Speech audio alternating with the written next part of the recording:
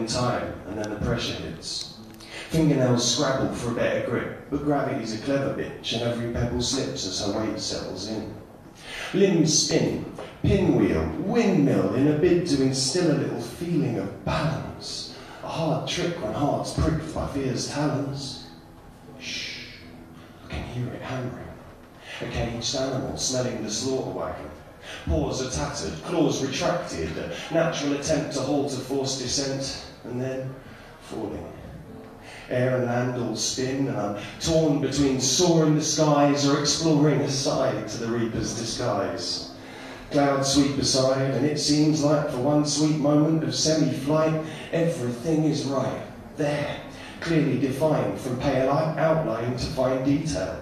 But the lines are failing, the brightness waning. I try to take it all in. From my vantage in the sky, it seems I can see creation, all the patterns and the shapes, and if I could understand the placement, the secret hidden configuration, then I just might break this cycle. I just might wake my mind's eye before the pavement blinds it. I just might raise a phoenix from the ash of this one dive. But then again, all I do is lie. I twist truths like kids' balloons to wave in the mind's eye. It's a trick I use to reset, regress, remind that, yes, I'm the performer, you're the guest. I'll talk and digress at appalling length, but there's rewards at the end for you all who are the best at just fawning attention. Oh, sorry, it should be feigning attention. Anyway, that's irrelevant. The reward you celebrate is formless, amorphous, contorting. It's all in the performance. Of course, this might all be horseshit. Admittedly great manure for other thoughts to raise thorns from, but entirely too organic to be worth more than small sums. Oh, hum, did I mention that all I do is lie? It's not a personal vibe, it's just when I write, I try to hide these... It's not a personal vibe, it's just when I write, I try to hide... See if it's going to go there, that's just terrible. Okay, ladies and gentlemen, I'd like to dedicate that last one to memory. Don't clap, you bastards. I hear the clap of pity. I can hear contempt in hands beating. Cheer of pain from the back. Right, I'm going to do one from paper, because that saves having to use a memory blitz over a long weekend. And then the clothes came off, jeans and t-shirt heaved the loft, and she'll be breathing out my name just like a flame be calling moths. She's got that same degree of softness, that heated curl of top lip that hides the ever-burning fire of passion behind a hot whip. She's been burnt, and so have I, and so we've learned to temper pride, to curb our innermost desires, so our flight does not, like Icarus, burn bright and then expire. We learn to ride the thermal climbs because we need the heat to rise, but if we get too near the fires, wax perspires and feathers slide. Our dreams become our pyres. That's when the flames will reach their highest. So when the raging beast subsides, the embers have all died, and there's nothing left to light the way it used to shine. And yet somehow here we are, diving straight into the heart, both of us engulfed in sparks, but nothing's harming us. Moth dancing on the wick beneath the blue, and I could swear the glue that holds these wings we wear is hardened by the glare and flicker, till all we need is those. And so the clothes came off, jeans and t-shirts heaved the loft, and then we breathed each other's names into the flames to burn like moths. Thank you.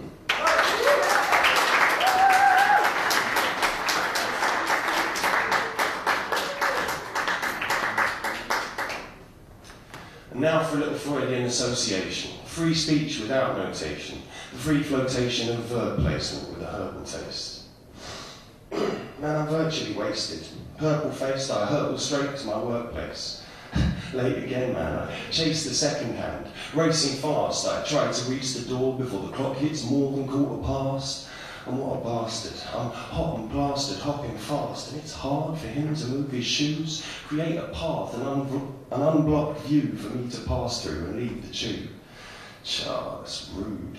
So I boot his boots and then step smooth, myself removed before he blows a fuse. Doors close on his abuse and I'm left yawning. Shoes cracked and torn, my memory's worn, mid-morning blues of a yawning loser. So I form the thought, should start to walk in escalator sort of direction towards. I get there and fall backwards, appalled. I start climbing walls, man, they're being overhauled.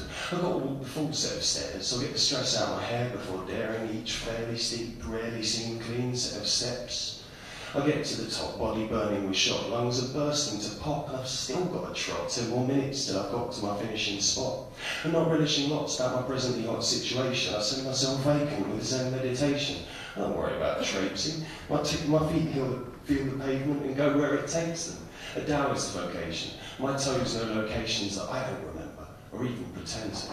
But still, this is work, and I know every bend of the paving, each crack in the making, slender in breaking, tenderly raking my pores. Each crack tells a story, each slab is a chorus of badly parked lorries and littering tourists. I could close my eyes forthwith and still wander in shoreless upon these distorted and badly formed walkways. It's almost been trailblazed, each fork in the paving made fortunately notated by poorly aimed scraping. But I've no time to take this most leisurely pace. If I'm late for my workplace, I lose more than face. I lose pay, and that's crazy talk. All for a lazy jaunt? No, mate. I'm faced with 4 blocks worth of chasing the clockwork and praying my boss hurt his face in some god-awful fray, or been lasered and taken by aliens to play out some daily enactment of pain.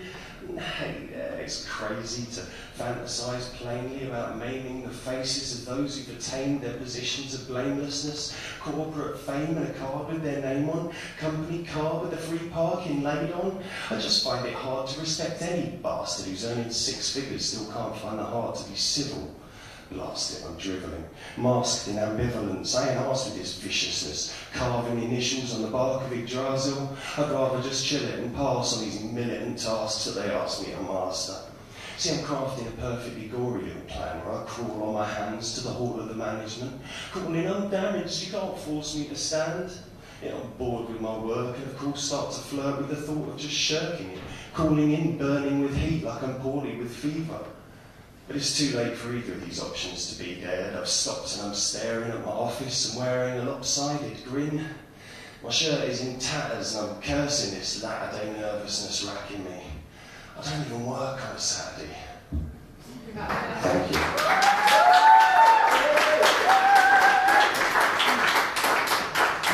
Cheers, folks. My name's Mr. Hogus. I will be your host for this evening. I will be getting up and doing lots of talking in between acts, but the other talking won't rhyme so much and will generally just consist of people's names and telling you to make noise for them and stuff. But hey, better than nothing, eh? And that's what you pay to get in, so fuck the lot is. Right, can we please have an incredibly large and very warm welcome for Rudy and Emilio?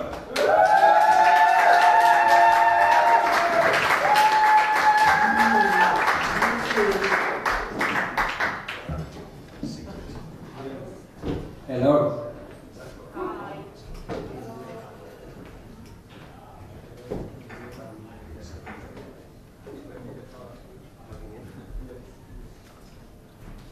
Hello, so I'm Rudy, and this is Emilio, and we're going to play the charango and the guitar, which is, the charango is this instrument, and it's an Andean instrument from South America. Can't see anyone. You're all listening. Good, are you? Yeah, it's a bit like a mandolin, it's all double on strings, but it's nylon, so that's the difference. And I think it's really beautiful. Cool. What's that? What's it called? Charango. Charango. Yeah. Cool.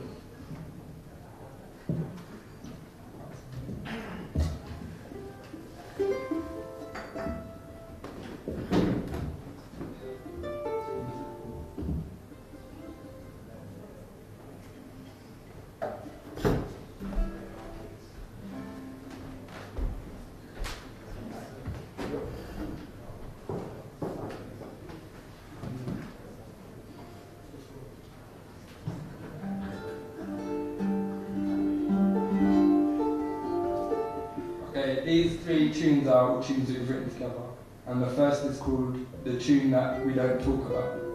And it's all instrumental. Okay.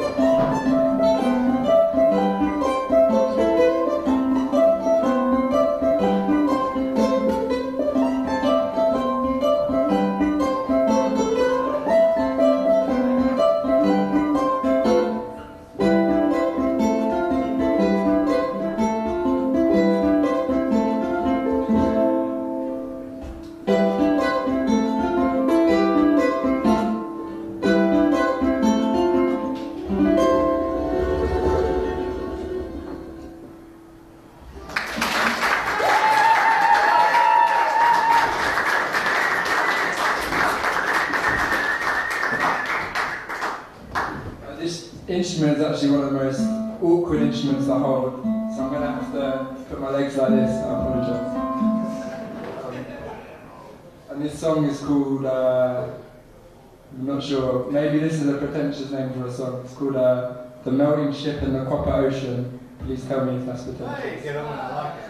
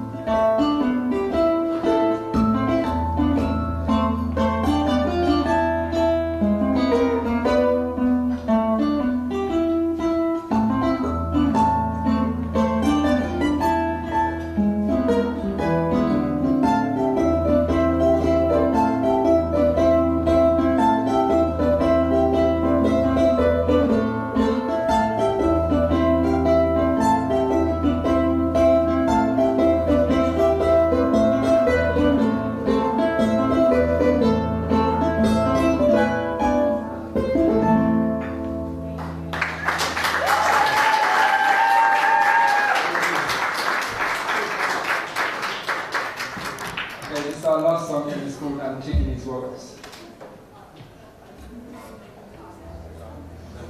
And Amelia's taking this off. Right. Alright.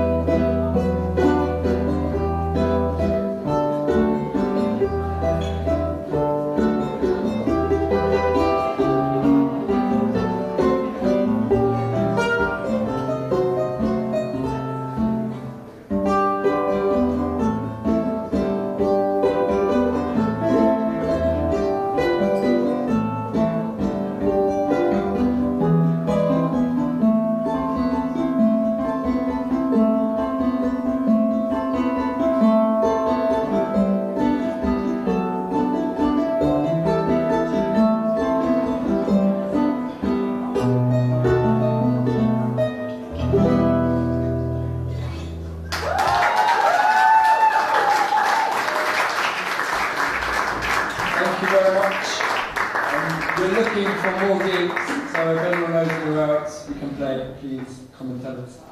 Thank you, sounds great then. Gig, yeah. Thank you.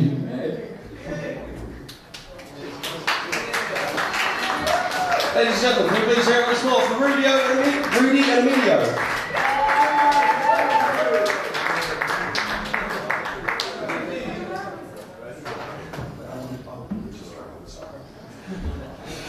Dear, I can't talk, honestly. I was going to get up and make some really shit pun about rock and roll, but it's just not worth it. Oh, apparently those little Durango guitars, I did not know this, apparently they were made out of an armadillo's back with a bit of wood hammered through it. Carl told me that. Oh, and we've got confirmation, so... Wikipedia says it's true. Amen, brother. Right, ladies and gentlemen, are you paying attention? Good. Can we please have a very warm welcome to the stage for Steve the Hat?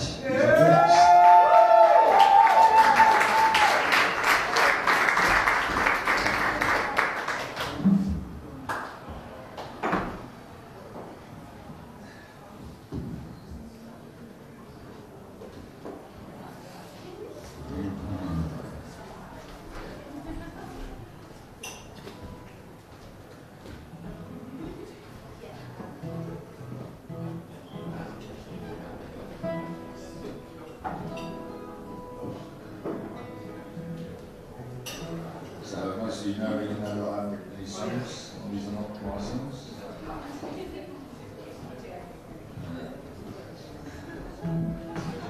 This is what I call the song.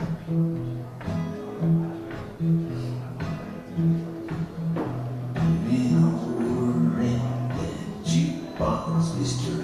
All afternoon. Been having those records for a dime. I'm just a cat to you, but I know that I'll break you.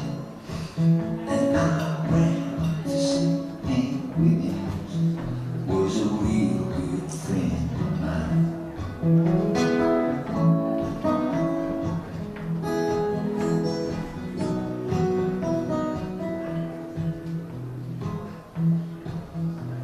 I never asked for money or his autograph, you see, 'cause I don't need too much to get along. I go out riding around with him and keep him company. Who said the cats can't understand a real good country song? You'll never know the man inside your little radio. All the pain and heartache he been through.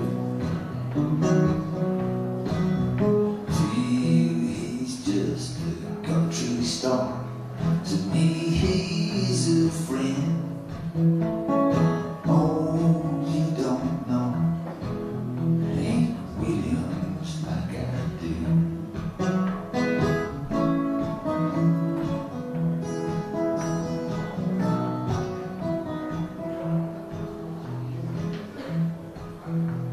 We used to go out riding in his great big car with a little radio that's built right in. I'd sit up front there with him and play his old guitar and listen while the DJ played You're Cheating Hard Again. He'd say, buddy, there's something mighty strange about this life of fame, you see. It's supposed to make me happy. All it does is worry me. Folks, they just don't understand the things that I go through. Only time I feel